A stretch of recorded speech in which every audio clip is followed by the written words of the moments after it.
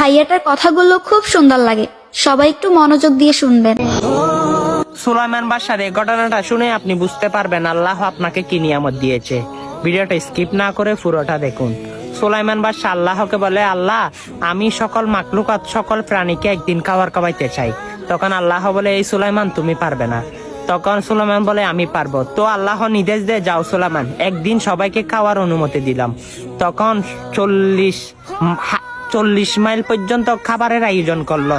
সুলাইমান বাদশা জিন দিয়ে খাবারগুলো রেডি করতে রাখলো।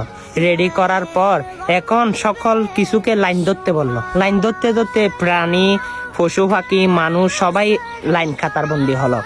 তখন সবাইকে বলে, আগে সমুদ্র থেকে শুরু করি। তখন সমুদ্র থেকে এক বিশাল তিমি মাছ এসে হা করতে লাগলো। তখন বলে, এই প্রাণীকে আগে খাবার শুরু করো।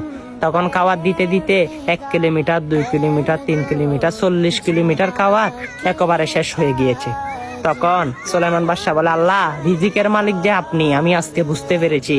হ্যাঁ, আপনি ছাড়া আর দুনিয়াতে রিজিক দেওয়ার ক্ষমতা কারো নাই। তখন ওই তিমি মাছ মুখ খুলে বলে, সুলাইমান শুনো, আল্লাহ রাব্বুল আলামিন প্রতিদিন আমাকে 3 রুকমা খাবার দিয়ে থাকে। সেই 3 রুকমার মধ্যে 1 রুকমার খাওয়াও তুমি আমাকে দিতে পারো নাই। সুবহানাল্লাহ। দেখেন আমার আল্লাহ কত নিয়ামত আপনাকে দেয়, সেই আল্লাহর শুকরিয়া আদায় করতে আপনার মনে চায় না। এই ঘটনাটা ভালো লাগলে সকল মুসলমানের কাছে পাঠিয়ে দিতে পারেন। আমিন।